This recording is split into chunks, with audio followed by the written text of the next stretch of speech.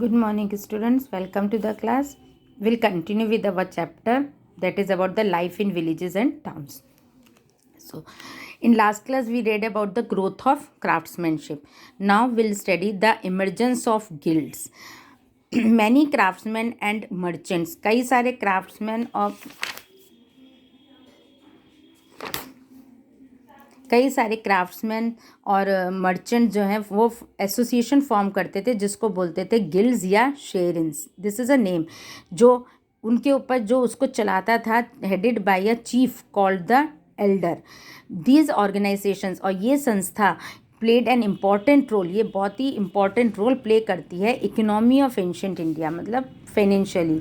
The guild would fix rules, guild जो थे वो फिक्स रूल बनाते थे काम के लिए. Wages and prices of commodities, commodities की prices produced by its members. The guilds would provide training to craftsman. Guilds जो थे, गिल्ड्स एक संस्था आप कह सकते हैं, टाइप ऑफ वही था. गिल्ड्स वुड प्रोवाइड ट्रेनिंग, ये ट्रेनिंग भी देते थे क्राफ्ट्समैन को. गेट रॉ मटेरियल लेने के लिए required and distribute the end products. Their decision were like laws, उनके डिसीजन जो होते थे वो जैसे लॉज की तरह माने जाते थे, upheld by the merchant and the government. शेरिन्स ऑल्सो सर्व्ड एज बैंक, ये हमें बैंक की उसमें भी सर्व करते थे. Where money could be deposited and transferred, जहाँ पे हम अपना पैसा डिपॉजिट और ट्रांसफ़र कर सकते हैं. Trade roots.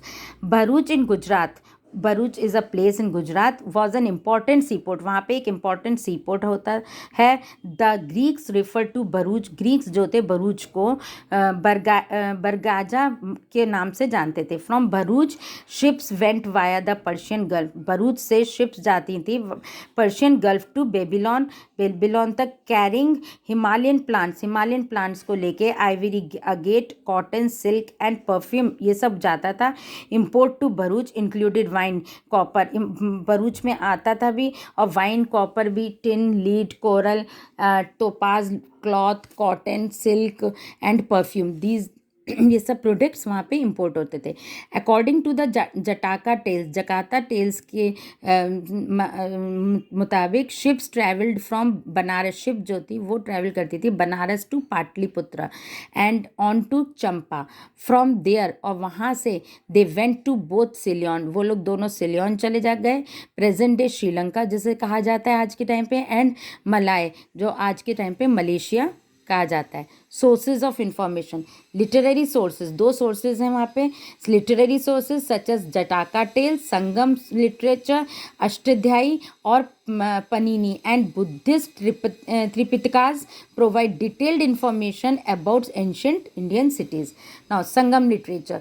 The word Sangam, जो संगम वर्ड आया कहाँ से, मीन्स क्या मतलब है, मीन्स एन असेंबली, जब हम असेंबल होते हैं, एक संग इकट्ठा होके खड़े होते हैं, जहाँ पे अराउंड 300 BCE, 300 BCE में अ गैदरिंग ऑफ तमिल पोइट्स की एक गैदरिंग हो गई थी, इकट्ठे हो गए थे.